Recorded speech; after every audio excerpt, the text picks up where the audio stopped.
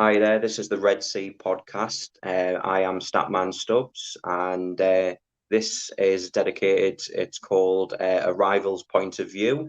I hope everyone is obviously okay, first and foremost.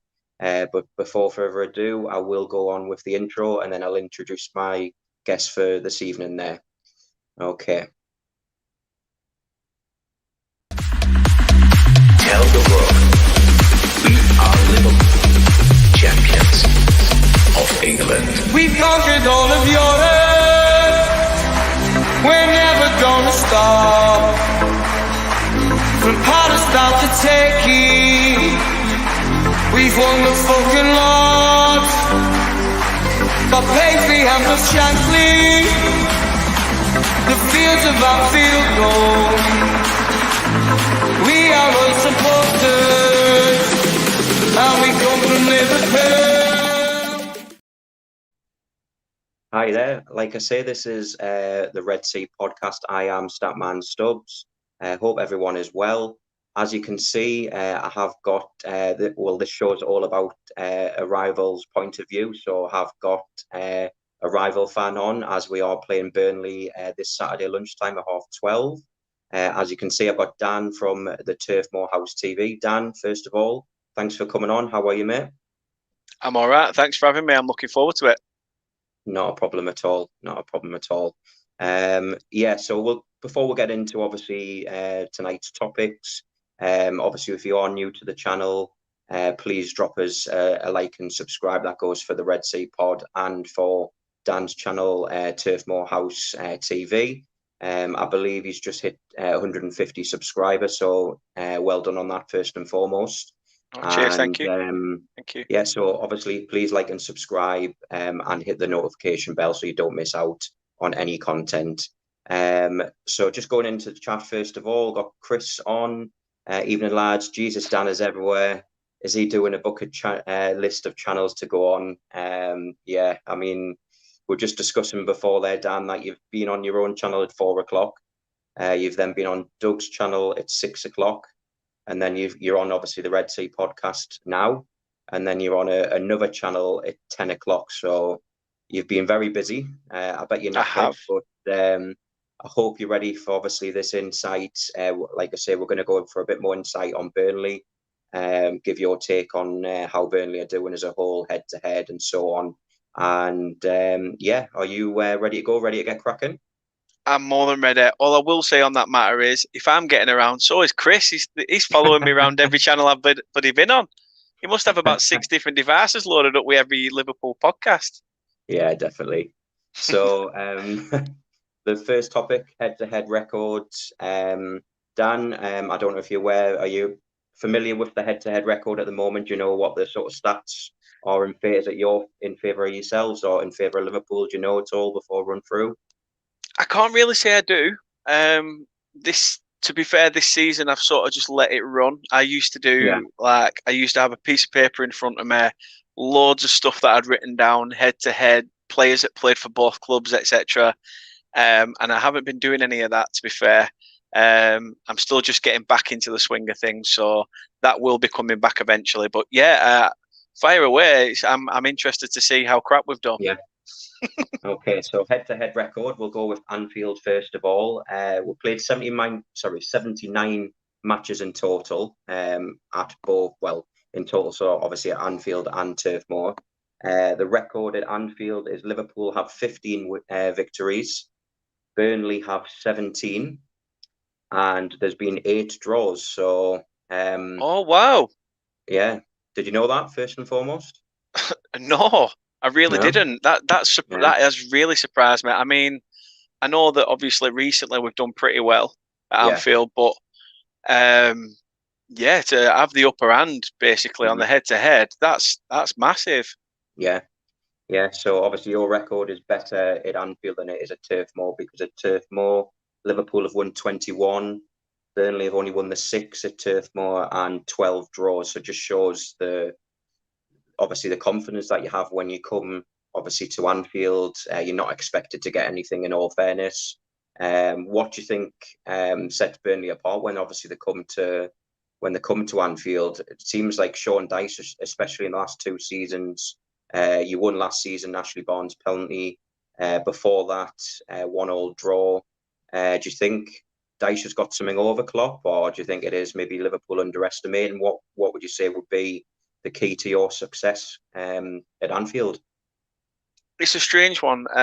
If you look into Spanish football, a lot of people say Atletico Madrid are like a Spanish Burnley, the way they're set up. So, you know, if you're being compared to the likes of Atletico Madrid with the way that they're set up, then maybe it's just one of those where certain managers get the better of, you know, certain clubs, you know, with the tactical noir. You know, Klopp's well known for sort of, you know, an attacking style of play. Loves to get the wingers involved, cutting in, getting involved in the attacks. But yeah, Dash is just a man of simple pleasures. Sort of get down that bar line, lad. Get that ball into the box, stick noggin on it, and let's take the points and go home. Say a quick pub stop on way home, and then we'll stop off. I'll drop you all off. And let's just go back into the chat because Chris has just said I've mainly subbed to most Liverpool channels, too many of them anyway. I dropped you a sub, Dan, so there you are. Cheers, Chris. You've already means got a lot. Thank you. Sub coming on that. We have got another co-host of the Red Sea podcast on, Southern Scouser. Big up, lads. Big up, mate. Also, congratulations, SMS, on your debut show. They call me SMS Statman Stubbs. Yeah, congratulations. Yeah, cheers, mate. And he's also put welcome, Dan. Thank you. Welcome. Yeah, it's obviously always good to have a rival fan on, just so it's not a biased opinion or anything like that. But no, it's just nice to have another take on how you expect your team to come up. We're hoping to do this as a weekly thing where we'll get a rival fan on just to get their take, and obviously to get your take on Liverpool as well, and just to see where you see the game going. But we'll do the predictions obviously later on. Let's just go into the next thing I was going to discuss. We'll go for danger men for both teams. Obviously, we'll do Burnley first of all, as you're the guest on the show. Who would you say the danger men are for yourselves going into the game against Liverpool? I think we've got to look at set pieces in this game. I think we're a side that need to get something. I mean, our opening goal against Brighton, it was the opening Premier League goal on that weekend. Well, on the Saturday, obviously, Brentford did the damage to on the Friday, but yeah, it's, you know, we're known for sort of taking advantage of set pieces. We're not known for getting the ball forward. You know, this sort of, as Andy Tate would call it, the Barca style of play. But we like to sort of get hold of the ball every now and again. And if you're going to look at danger men, you've got to look at people like Chris Wood, who can nick a goal here and there. But to assist Chris Wood, you've got to look even further to Dwight McNeil, who, as I said, we've seen send Trent Alexander-Arnold, you know, for an hot dog at last season. Turned him in and out. Ashley Westwood's in there as well. His delivery from corners, you know, we've seen him in the season. I think we got beat, or it might have been in the 1-1, where we scored directly from the corner. I'm not entirely sure which fixture it was. I think that was the 4-2 game, wasn't it? Yeah. I think if anything, when you look back on that game, that should have realistically been blown as a free kick because he was all over Alisson. But obviously, the difference from that one in Tarkowski's goal, from what I've seen anyway, was Tarkowski wanted the ball a lot more than Maupay. Maupay was already going to the ground. And Maupay had no intention of getting to that ball, in my opinion. It was all about that Tarky, you're going nowhere. Yeah. And then he had with the rule changes this year, I think that's been a key thing. And I think fair play to the referee for what he did. Yeah, no, definitely. But like I say, I mean, I'm going to be honest, I absolutely hate coming up against Burnley. I've got to admire, obviously, Sean Dyche in the way that your team play. But yes, it's not obviously the most exciting, attractive sort of football or anything that people would want to watch. But at the end of the day, if it gets results, that's the main thing. You don't always have to play pretty to get 3 points. And Burnley have shown in the last 2 seasons coming to Anfield that obviously didn't play. I wouldn't say particularly bad or anything like that, but obviously they were outclassed. But they took the chance that mattered. I think it was Jay Rodriguez scored for you lot when you denied us 18 straight home wins at Anfield in the Premier League that season. Obviously Ashley Barnes last season from the penalty spot. When just obviously touching on that game, when you look back at that now, I mean, it was frustrating for obviously me being as a Liverpool fan, but obviously for yourself, in all honesty, from a Liverpool point of view, you didn't really look in any danger for all that 90 minutes. And obviously from watching it on, I thought Liverpool run out of ideas and just didn't know what to do. It just, would you say that was more just the style of play that Burnley do, or just what do you think the take was behind obviously the success last season, coming to Anfield and winning 1-0? I'd say you hit the nail on the head with the assessment of that. You know, the Origi chance earlier on in that game was massive. Put that away, you're talking a completely different game. Yeah. After that, if anything, that miss helped us grow a little bit further into the game. You know, it got our backs up as like, hold on a minute here, we give them another sniff and that's it. We could be down, 1-0 down. So we sort of perked up and tried to get involved. It was definitely one of those games. It was more of a midfield battle. There was nothing to shout about. Yeah. I remember sitting here watching it, and you know, I turned around to the missus. It got to about 80th minute, and I'm just like, 10 minutes to go. We can hold on to a point at Anfield here, like 2 seasons in a row. This is really good. And then the missus came running downstairs. I'm like, F off! No, we've got a penalty. What? So yeah, it was really, really strange. Obviously, getting a penalty for Burnley, to be honest, was strange because we'd not had a penalty in yonks, and to get that, it was just our luck that we would have missed it. But lo and behold, Sir Shithouse himself, Ashley Barnes, stepped up to the plate, tucked it away. But it was definitely one of those games. It could have gone either way. How Liverpool didn't get a foothold in that game, I don't know what we did really. I couldn't put an actual element to how that game went. I mean, we could have won the year before. The 1-1. Goodmanson rattled the crossbar in the dying minutes. So you know, maybe Dash used a bit of momentum there and said, "Listen, you came close last year. You can go again. Keep that same momentum and see where it takes you." And lo and behold, you know, it's just one of them. Who's to say we don't go there, you know, on Saturday and karma strikes again and we win 1-0, except this time it's a Nick Pope winner in the dying minutes. None of this Alisson stuff. No one can take that away from Alisson, to be fair. But no, it's like I say, it's a good some good points you've already brought up there. I think Chris has even said it in the chat.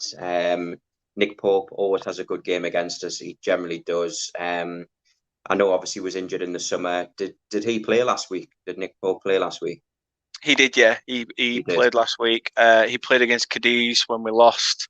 And there's part of me was a bit like, is he fully fit, or did we just try and give him a little bit of game time? But he seemed fine. He seemed comfortable in that game last week. As I say, it was just 2 defensive lapses that caused us problems in that second half last weekend. Yeah, exactly. I mean, the danger men for me, obviously, apart from Nick Pope, who always has a world-class performance, you've got the likes of Ben Mee and James Tarkowski, who, like you've already touched upon, set pieces are a massive danger for you guys. Obviously, we've got Van Dijk coming back, who will more than likely play again. So that adds a little bit of aerial power for us as well. But do you think going into this game, that's generally where you see you're mainly going to be scoring a goal? If you do score, do you think it's going to be from a set piece? Yeah, it's got to be either a set piece or a scrappy fumble in the box and someone just sticks a toe out and it's in. You know, we always seem to grab a goal at Anfield. So even getting a goal there would be tasty. No matter what, when you're at the away side, when you're the away side, no matter what, you would happily take a point away from home before you've even kicked the ball. So, yeah, I mean, who knows? Who knows? It's one of those where on paper you look at it and you think it's Liverpool-Burnley. Liverpool should be all over this. Yeah. But we go into this game thinking our record there is, as much as you've told me, and I was shocked by the fact that we've had more wins at Anfield. Just the recent years with how close we've been and last year's result, can we emulate that again? And you go into this game with a sense of optimism, and who knows? It's definitely going to be. Hopefully, it's another game or two halves that end up coming out in Burnley's favour. But I'm sorry to upset you, Liverpool fans, but of course I'm going to hope that. Yeah, exactly. Just to go back in the chat, because we've got another co-host in the chat. Evening, Tiago's father. I hope you are well, mate. Evening. Nice of you to obviously jump on. We'll obviously speak tomorrow, but I hope you're well, mate, and yes, you're staying safe. But I just want to get your touch. Obviously, with you being a Burnley fan, who would you see Liverpool's danger men? Obviously, are you going to go the obvious? Who would you see having a big impact for Liverpool against your team on Saturday? I've got to go for Sadio Mane. Left-hand side, we've sort of, from the left, we've sort of sat off a little bit. And we used to sort of get in the wide men's face, try and cut out that threat. But the fact that we've been more inviting, it's given them more space to cut in. And that's where our 2 goals, the 2 goals we conceded last weekend came from our left-hand side. It was from our left-hand side. Yeah, left-hand side. So, it was very difficult. I'd say that Charlie Taylor or Eric Peters, whoever's playing in that position at weekend, it's going to be a torrid task to keep Mane from, getting in the box and at least setting up a lot of opportunities. I also have a funny feeling Firmino's going to have one of the games of his career on Saturday. I just have this funny feeling, and I hope it's just trap wind or something. But this, Firmino, I think you're going to get a good season out of Firmino this season. Yeah, definitely. And I mean, apart from the obvious ones for me, you've got obviously Mo Salah, Mane, Firmino. Funny that you mentioned Firmino, because he has another stat for you, Dan. Firmino is the top scorer against Burnley for Liverpool. He's got 5 goals, so potentially he could have another good game. And also, Mo Salah's 2 goals away from reaching 100 in the Premier League. So that's another fantastic stat. I think he's only played about 165 games. So it'll be itching for them then, won't it? Yeah, exactly. 2 seconds. Tiago's father wants to come on now. How's it going, mate? You all right? How are you doing, guys? You okay? Yeah, good, mate. You? Yeah, guys. Just quickly, a few comments on the Burnley game. Wanted to share my thoughts. So thank you for allowing me in. Yeah, it's all right. Go ahead there, Tiago. Go on. I just wanted to get involved. I couldn't stand being on the sidelines. I wanted to just come in and have a little snippet, if that's all right. Yeah, no, not a Why problem. not, mate? Why not? Yeah, good. So carry on, boys. So just go back in the comments here. The LFC Day Trippers pod trying to get into the stats, hilarious. That's Henry VIII, King of England. So welcome to the chat first and foremost. Hope you're well. I just want to touch on, obviously, get your thoughts on the formation that Burnley generally play. Is it the same week in, week out, or do you sort of adapt when you play the bigger teams? How is it that you normally set up when you're playing against, just in general, I mean, with the formation, what formation do you generally play? It's a full-on Mark Bassett 4-4-2. It's, sort of team sheet on the back of a fag packet stuff down at Burnley. It's, absolutely simple stuff. It very rarely changes it, which is, and when the team lineups come out and you see it, and sometimes you think, why is he playing there? What's all this about? I mean, against Man City, he's sort of tried a 4-4-3. It's at 4-4. Sorry, I'm trying to give us an extra player. A 4-3-3. but yeah, it doesn't seem to work. Not against Man City anyway, because we seem to get beat 4-5-0 every year.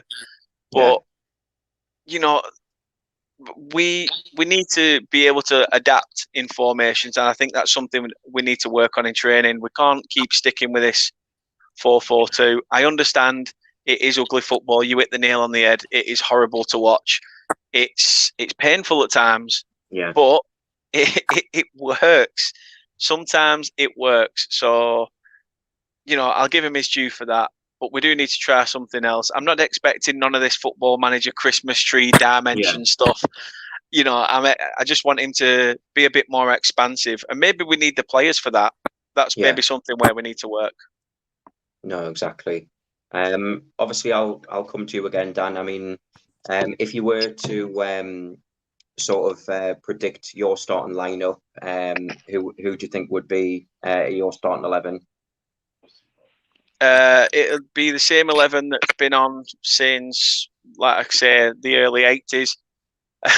We've barely made a first team transfer, so yeah, it'll be Nick Pope in goal, Matt Lawton at right back, James Tarkowski and Ben Mee at the centre, like the two rocks that they can be.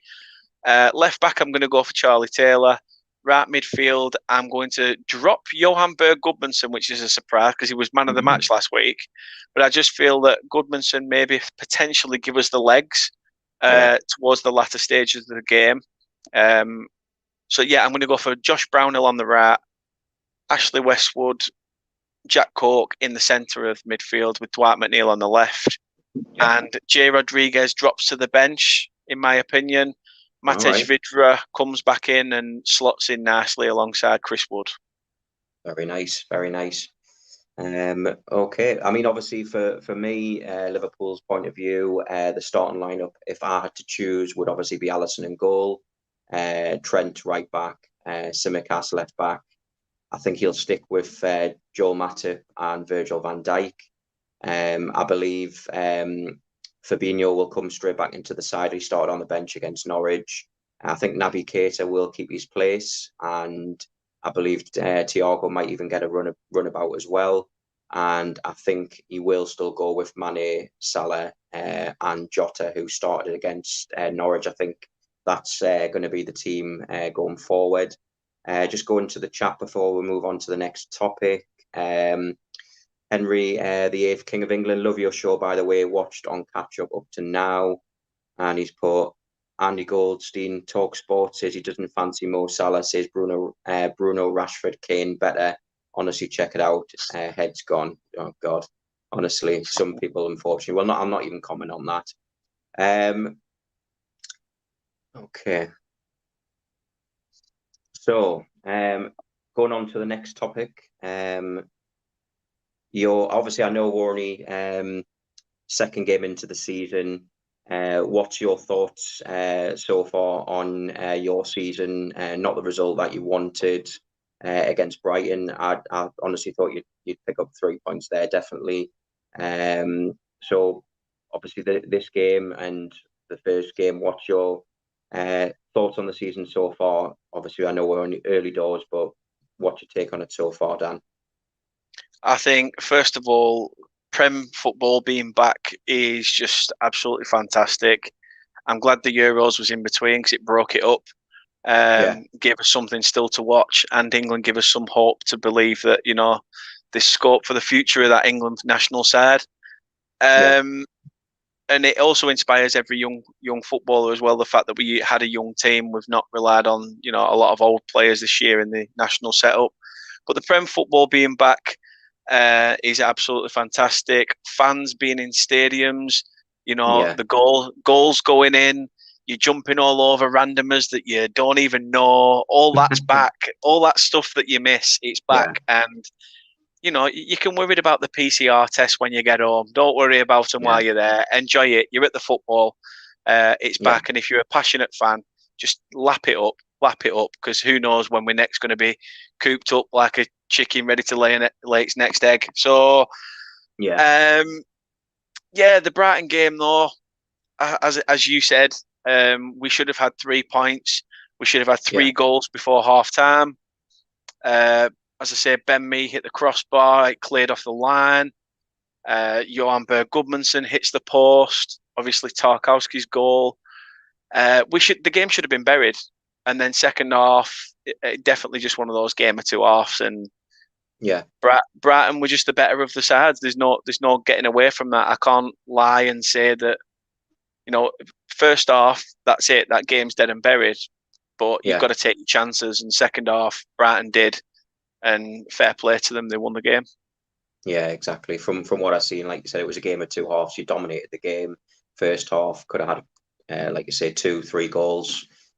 Game would have more than likely been dead and buried by then. And obviously, it was just 2 defensive mistakes, which is unlike Burnley in all fairness, because normally your philosophy is defend from the obviously first of all and try and nick a goal, which generally you do normally keep quite a lot of clean sheets as well. So it's unlike Burnley. But I just want to come back to one of the questions in the comments here, just on your take on the starting 11.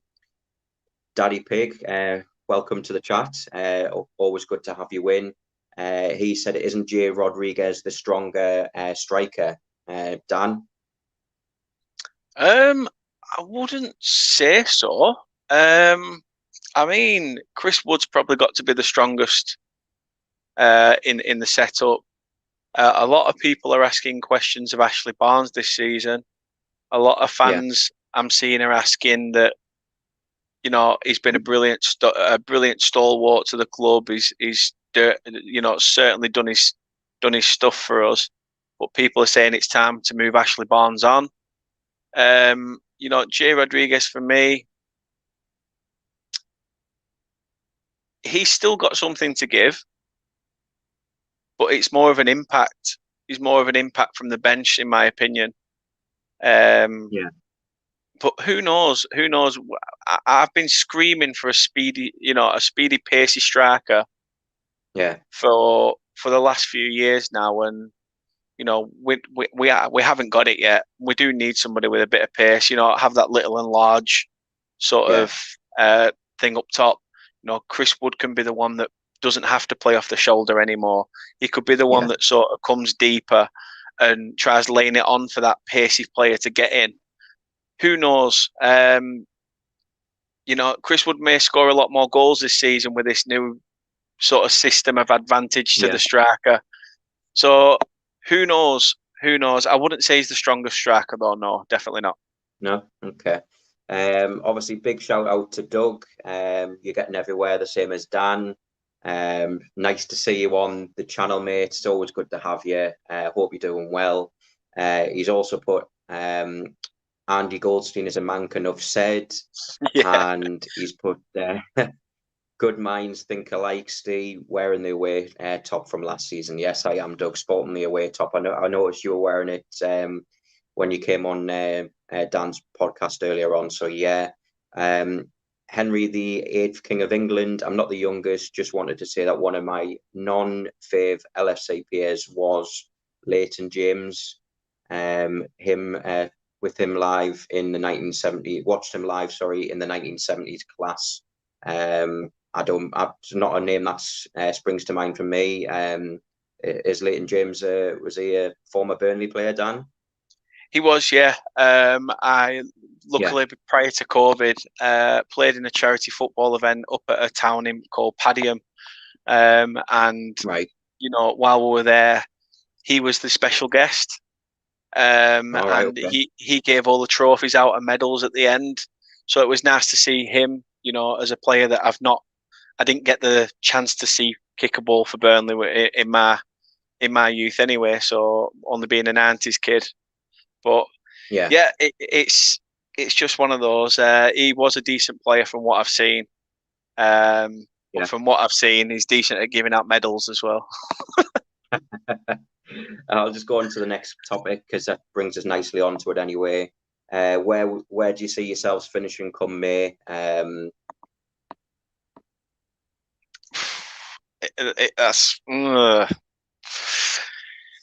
want to say mid-table. I really, really do. I really want to say around 13th, 14th, 15th, any of them 3 positions, and I will be a very, very, very happy man. 16th, 17th, okay, you're basically still flirting around with that relegation stuff, and I don't want that. I'd rather us be nice and comfortable in 10th or something, and then end up dropping to about 13th, 14th. Last season should have been a wake-up call. Last season, I honestly thought that was us done. We were gone back to the Championship. But when we beat Fulham, obviously the surprise 4-0 win against Wolves, where them results both came from, I do not know. But as I say, I would happily take 13th, 14th, or 15th. But taking the fan aspect away, staying in the division, staying in this division with the same squad that we've had for years is an achievement in itself. Yeah, so, definitely. Taking the Burnley tinted glasses off, I'd have to say staying in this division is massive for us, a little tiny town like us. Yeah, no, definitely. And I can't obviously let you get away without thinking, putting you on the spot where you think Liverpool will obviously finish this season. Do you see them being up there challenging for the title? How do you see, where do you see Liverpool finishing this year? I'm going to say third. Now, the only reason I say third is because I can see you sort of having a really good run of results. You can't rule Liverpool out for anything. Who'd have thought last season you'd have, had that, if you want to call it like a growth spurt sort of thing.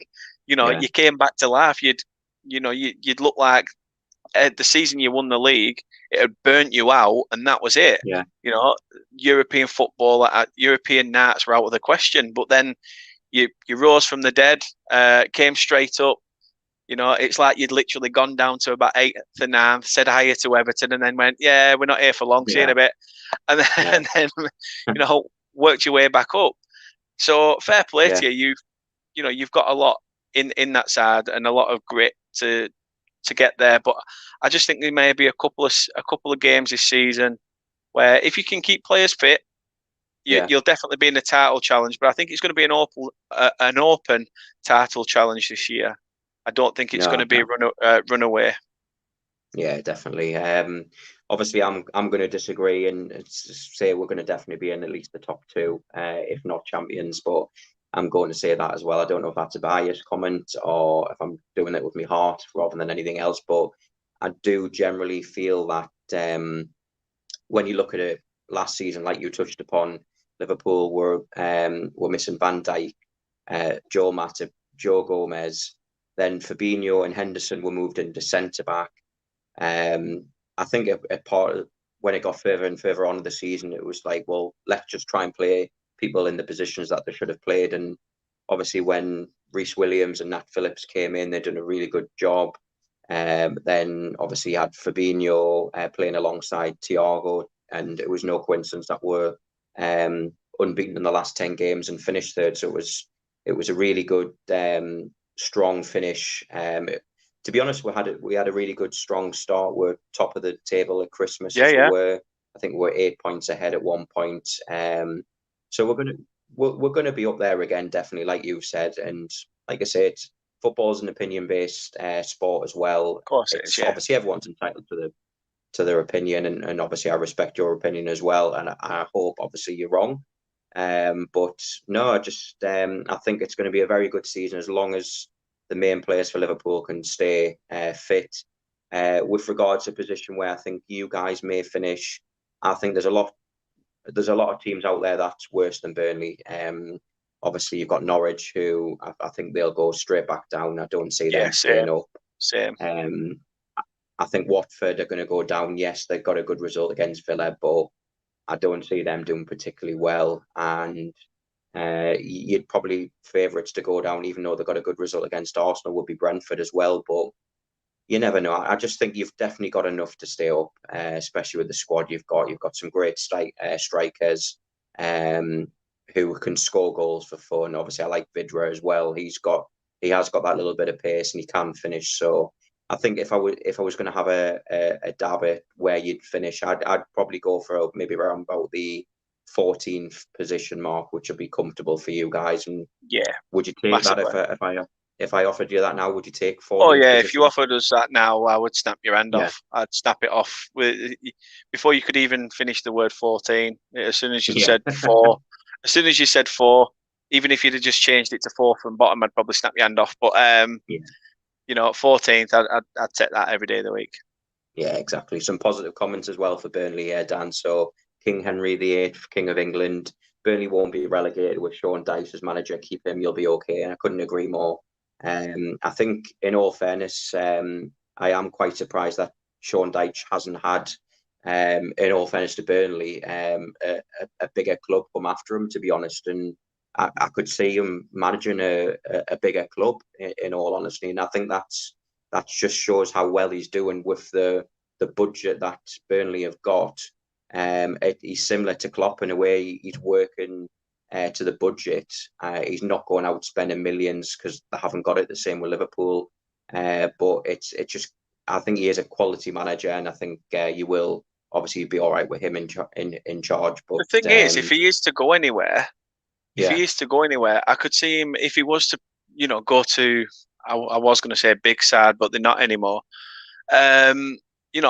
I reckon he could do a job at Arsenal. Yeah, I think he plays very similar to the style of play that George Graham played when he was Arsenal manager. Why not? Who says that you can't bring back those glory days playing that sort of football? Why do you just because you're Arsenal and you've been labelled as the English Barcelona, you don't play like it. So I don't understand why you're labelled as it still, because you're not. Yeah, exactly. They only brought Arteta in because he was second fiddle to Pep and thought he could bring some of that pizzazz from there over to London, and it hasn't worked. Sometimes you've got to go back to your roots, and if that's, I wouldn't begrudge him a move to Arsenal. Okay, with the way Arsenal have been over the years, is it a sideways move potentially? but who knows? Who knows? As long as he's still our manager, I'm very happy. Yeah, exactly. Just go back to the comments a second. Tiago's father is in the comments as always. Thanks for coming on again. Please make sure you do like and subscribe to the channel. That goes for both the Red Sea podcast and the Turf Moor House for Dan. Keep this content coming because it's obviously your like, subscribes that obviously make sure that we can carry on bringing this quality content to obviously people that love the football like myself and Dan. Another comment here. Henry VIII, King of England. Again, thanks for coming on in the comments. Appreciate it. Burnley will be out to the sword this weekend, revenge, but they will be okay come May. And Thiago's father again, smash. Yeah, definitely. I can see it. Like I say, your first game at Anfield this season. That rendition of "You'll Never Walk Alone." Yeah, it doesn't just it doesn't just send a shiver up your spine when you're at Anfield. It gets you even if you're in the city centre. With how loud everybody is. So just hearing that alone will spur Liverpool onto a win on on Saturday. And like Tiago's father there, make sure you smash the like button as well. But we'll go on to the next topic. We did touch upon it earlier, and that's the transfer business. So far, Burnley have signed Nathan Collins, 12.6 million from Stoke City. Jacob Badau, if that's how you pronounce it, on a free from Scunthorpe, and Wayne Hennessy on a free from Crystal Palace. Dan, what's your thoughts so far on the transfer business, and do you think you'll sign anyone else come the end of the transfer window? We need to sign other people. We really, really do. We are limited to numbers. If we lose Tarkowski before the window's out, we're screwed. Okay, we brought this guy in from Stoke, and don't get me wrong, anybody that you put alongside Ben Mee will turn into a world-class player, in my opinion. One of the most underrated defenders in the Premier League. How he's not been called up for England, I reckon he would have done under Big Sam, because he's a proper Big Sam sort of centre-back. Ben Mee's done it with Michael Keane, turned him into an England international. Same with Tarkowski. Who's to say he's not going to turn Nathan Collins into, Ireland's next best thing? So yeah, we would need some cover there. Obviously, Kevin Long's been around the club for a while, but we do need, some decent cover, in my opinion. Yeah. So, yeah, a good solid signing. Another one in from Stoke, as we keep saying. Another one for the, sort of stamp. Yeah. We're only one away from getting a free one, so that's not too bad. Wayne Hennessy's a good solid addition, in my opinion. We've loaned Bailey Peacock-Farrell out on loan to Sheffield Wednesday. I mean, you're a stat man, so you'll enjoy this. He's had, while being at Sheffield Wednesday, he's had 4 clean sheets in his last 4 games. So, it can't go wrong there. His confidence must be through the roof. It can only stand us in good Ofsted when he comes back. Yeah. So, so far it's been frustrating because this new board has come in and said, we will back Sean Dyche. We want Sean Dyche to stay. We will give him what he wants. But Sean Dyche wants certain types of players, and he isn't just going to say, you'll do and you'll do. Yeah. So who knows? It could be one of those all the way up to deadline day. Watch this space. Yeah. No, fair play. I mean, obviously, when you turn it around, obviously Liverpool's transfer business so far, Konate, 36 million. For me personally, I still think we need someone to replace Genie because if Naby Keita gets an injury, which is likely to happen at any point, obviously Thiago got injured a bit last season. Obviously, horrible challenge by Richarlison. Then he got COVID before when he signed as well. Then you've got Jordan Henderson, who hasn't played a full season for goodness knows. So for me, I see we're needing a midfield replacement for Wijnaldum, and I definitely think we need a striker just as a backup because Divock Origi, although he's had his moments, he's obviously past his best now. So that's where. I mean, obviously, if I was to rate our transfer business out of 10 at the moment, and obviously if the only one we signed is Konate, I'd probably give ourselves maybe a 6 out of 10 as a generous one. But what would you give your score out of 10 for the transfer business? Sorry, before we move on to another topic there. I'd say he has said that there is some irons in the fire. So I'll hang fire and reserve judgment and just go halfway at the moment. Flick between a 4.5 to a 5. No problem.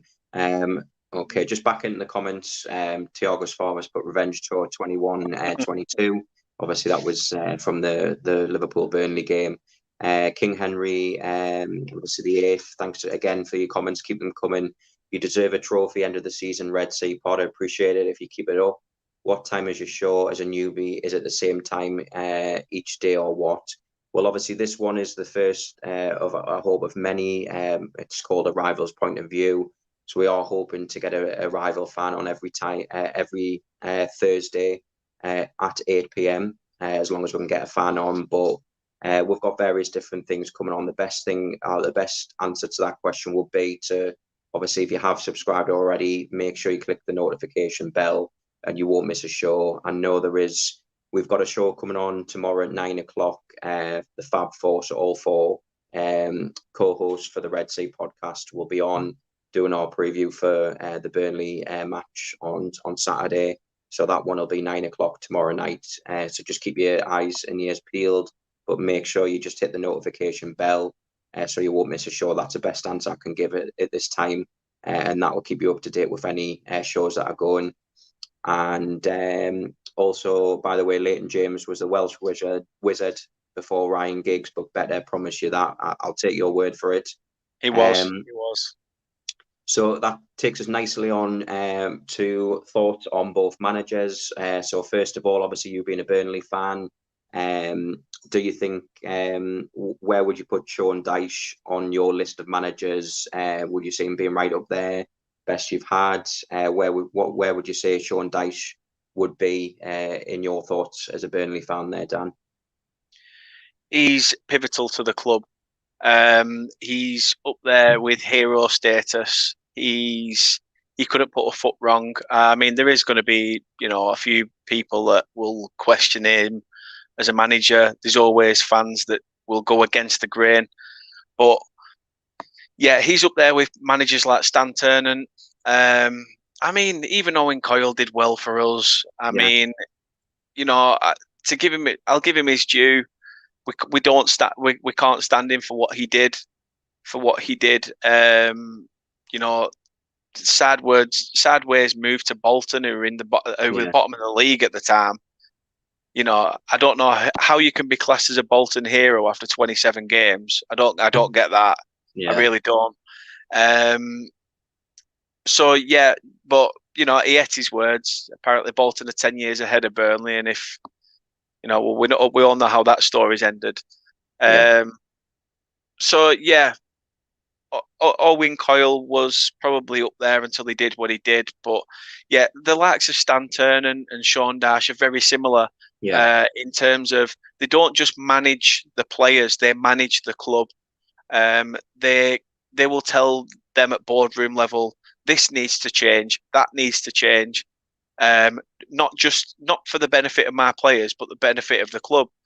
Sean Dyche has come in and we've gone from Eddie Howe to Sean Dyche, and Sean Dyche himself has come in and he's changed the training ground. We've got a multi-million-pound training ground now, which is absolutely first class. Nobody wanted to go. I've been down. I've trained at the old training ground. There were little porter cabins. It were horrible. Literally, you were stood with your mates peeing behind them. It were that bad. It really were that bad. It were proper like 60s, 70s stuff. But he's changed the face of the club. He's give this club a purpose. He's made us fans believe that we belong in the Premier League, and that's something for a little town like us. And I think it's very similar. If I twist it onto Klopp as well. Klopp was at Dortmund. He's come to Liverpool, but he's also worked wonders while coming here. He's done more than what he's got that elusive league title. He's managed to get that now. You still see the likes of people like Pep chasing a Champions League. Sean Dyche and Jurgen Klopp have done more than that in terms of what they've done for the club themselves. It's so easy to turn around and go, okay, well, I want that defender because he's played well the last 3 games. So what? We can't do that. We have to be structured in what we do. I think both managers are absolutely brilliant gaffers. And I think that's why sometimes they may clash. Sometimes with having too much similarities. We saw it in that game where we won 1-0. The camera pan round. There were the little back and forth in the tunnel. So who knows? As I say, both managers are absolutely top managers that deserve to go all the way with their careers. Yeah, exactly. And I think the biggest compliment you can give both of them, I think if you put Pep Guardiola in as manager of Liverpool or Burnley for that example, he wouldn't do anywhere near as good as what Klopp or Dyche could do. So he'd crap himself. He'd crap himself and walk. Yeah, he's a checkbook manager at the end of the day. That's all he is, and he's inherited all the best teams. He's obviously he was Barcelona first of all, which had Messi, Suarez, Neymar, and all that. Then he went to Bayern Munich, and then obviously he went to Man City, knowing that he'd have a free reign. If he wanted a player, like you've just said, Dan, then you just go, I want this player, and I don't care how much it is. I mean, 100 million for Grealish is just crazy money as well. But it brings us on to the last topic that I want to discuss, and it's the most important one I feel as well. I'm going to put you on the spot. I'll come to you first, obviously, Dan, where you being the guest on the show. Honest opinion, what do you see the scoreline being on Saturday? I'll just put it bluntly. Burnley fan me says 1 apiece. Realism me says we'll lose 1-0. Okay, fair enough. I've commented on your show earlier on. I've gone for 2-0. And I said Salah and Jota to score. Whenever Liverpool play Burnley, especially at Anfield, it's never a great game. And it's more about, I'm sure you'll agree, it's more about Burnley staying in the game than anything else. And if they can nick a goal, fantastic for yourself. But when you look back on it, Burnley aren't expected to get points against Liverpool. It's the games that, like the Norwiches, the teams that have came up, for example. That's your sort of mini sort of league thing where you want to try and get points off them, and if you get any points off the big, so the top six, then it's The a free bonus for hits. yourself. The Yeah, free hits, and exactly. if we take points, that's it. It helps. Yeah, exactly. So I did say if we had enough time, we'd do a little quiz. And obviously, as you're a Burnley fan, mate, I've based it all on Burnley. So hopefully, I'm expecting at least 8 out of 10. I'll try my best. I will Try your do my best. Okay, so question number one, at £15 million each, which two players are Burnley's most expensive signings to date? So Ben Gibson is one of them, Yeah. and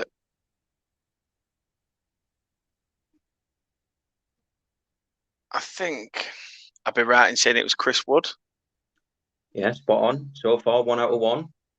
So next one, what is Burnley's ground capacity? It's a difficult one, but I'm not entirely sure on the number, but I know it's just under 22,000. I'll give you that, definitely. It's 21,944.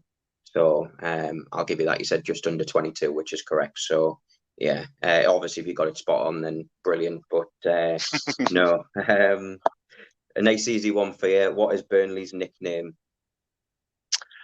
Ooh, tough one.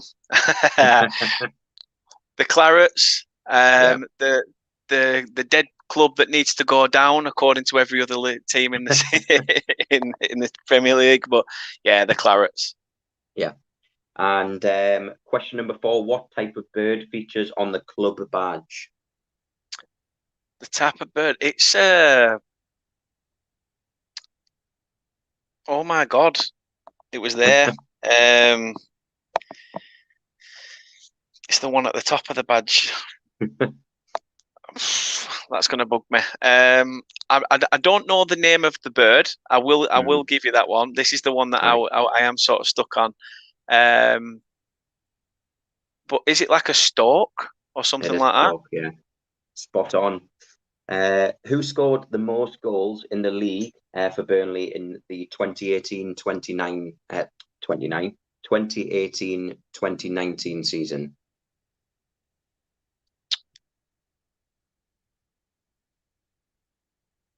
'18-19 season.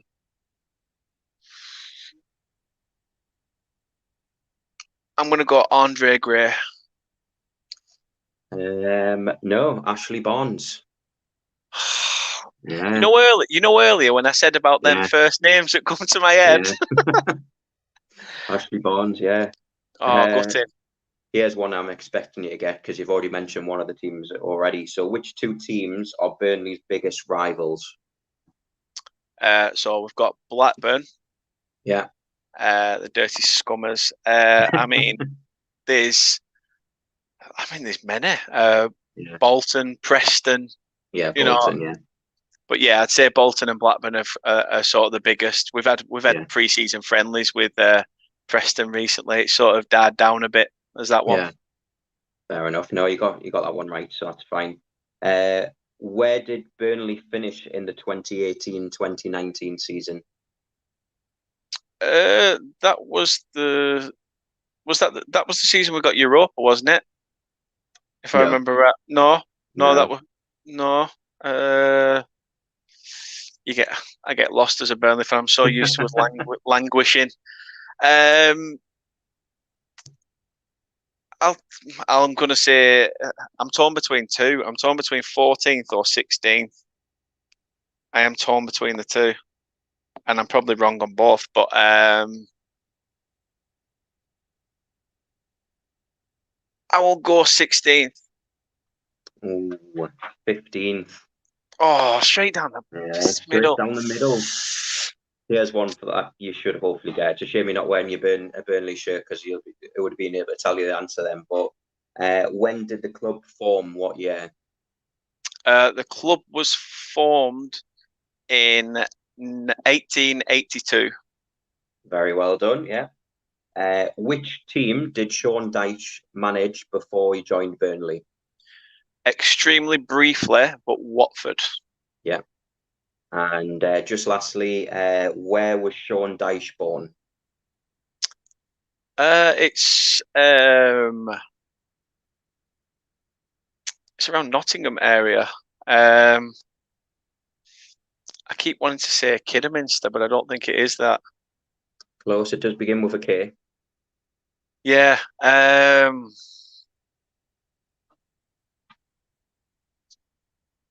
That's going to bug me. That really is going to bug me because he travels from there all the time, and then obviously as he comes through, it is just after like Nottingham and stuff, isn't it? I believe Because so, I think he travels to Nottingham to pick Ian Warne up, and then they sort of drive to the.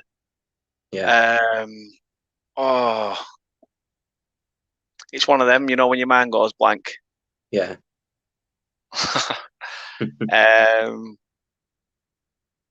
It's definitely one of those I'm going to kick myself for not knowing, but I'll let you put me out my misery because I can't think. It was Kettering.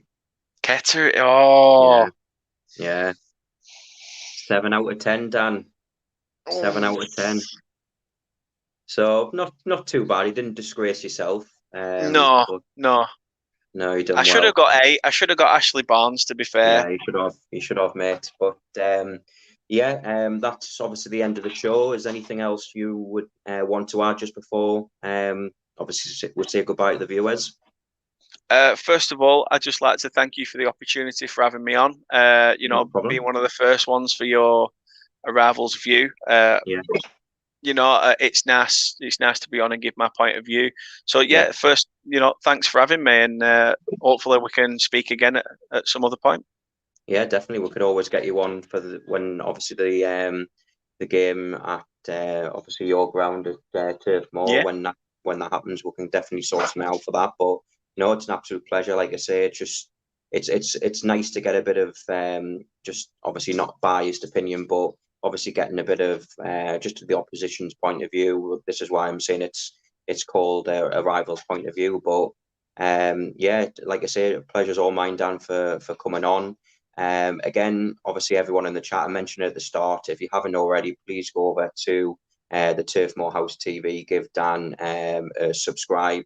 Obviously we're all in the same boat, so we all obviously want to do well on obviously the social media platform, YouTube, etc. So if you haven't already, please give Dan a follow. Again, for ourselves, we're up and coming. We're doing very well with regards to subscribers. But please obviously give us a like, subscribe. Most importantly, click the notification bell so that you don't miss any upcoming shows. And just before I go, we have got our preview of Liverpool versus Burnley tomorrow, when all 4 of the hosts will be on. But for now, it's been a pleasure, Dan. Again, thank you for coming on. It's been a pleasure. Thanks for having me. Obviously, good luck for Saturday. It's going to be an interesting game. Hopefully, the result ends in Liverpool's favour. But I do obviously wish, moving forward, Burnley all the best for the season. And again, thanks for coming on, mate. It's been a pleasure. No, thank you for having me. And as you say, good luck for the rest of the season. But come Saturday, No problem. We're going to end the show there now, but thank you for obviously everyone in the comments. It's been great having you on, and hopefully see you next week at 8 o'clock when we'll preview Liverpool versus Chelsea. And we're going to keep on going from strength to strength. So keep your eyes and ears peeled for the next videos that we've got up and coming. But for now, I've been Statman Stubbs from the Red Sea Pod and Dan from Turf Moor House TV. Until next week, thanks very much for your time, and stay safe.